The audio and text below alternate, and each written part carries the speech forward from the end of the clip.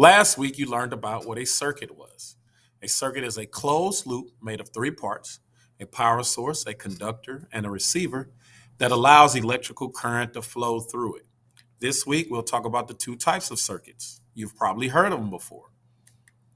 The first one is a series circuit. The current only has one pathway, or one branch, or one loop, or one road for the current to flow through. Things are wired one right after the other. That's why it's called a series. They're wired in series. If one thing goes out, everything goes out. Example, the old school cheap Christmas lights. They were wired in series. You can have 100 bulbs, and if one bulb on that string went out, all the bulbs will go out. Why? Because that one bulb going out breaks the circuit. And anytime you break the circuit in a series circuit, all the current stops flowing.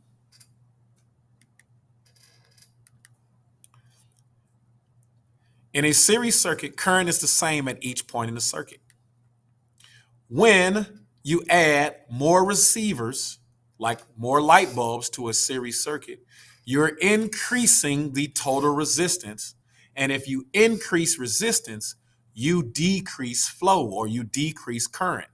Example, remember, a series circuit is like having one road for traffic to flow. If you continue to add cars to that one road, you're going to slow the flow of traffic. Why? Because you increase resistance by adding more cars to that one road. When resistance increases again, current will decrease. And that's why when you add more bulbs to a series circuit, the lights get dimmer.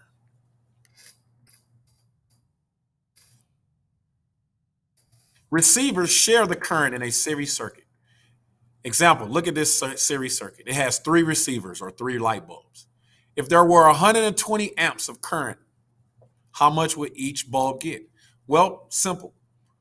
Since the current is shared in this series circuit, you will divide the 120 by the number of receivers you have.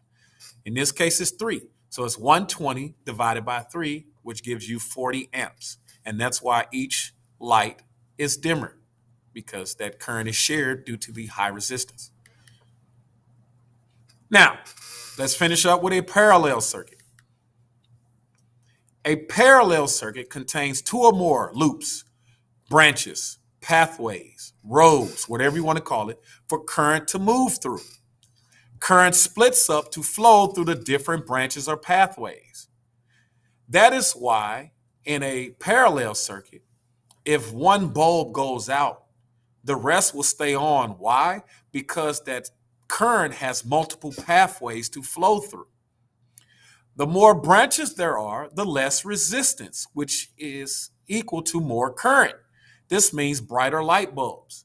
So that's like saying the more roads I add, the more traffic can flow because there's going to be less resistance because traffic has different pathways it can flow down. It is the same example of a parallel circuit. If I apply that to a circuit, more paths means current can flow different ways, which leads to more current, less resistance, brighter light bulbs. In a parallel circuit, receivers do not share the current. Since they have their own pathway, each one gets the whole amount. So if I take that same 120 amps and added it to this parallel circuit, each bulb would get 120 amps. Why? Because there are multiple pathways for the current to flow, so you have less resistance, which equals more current flow. Thank you. That is the end.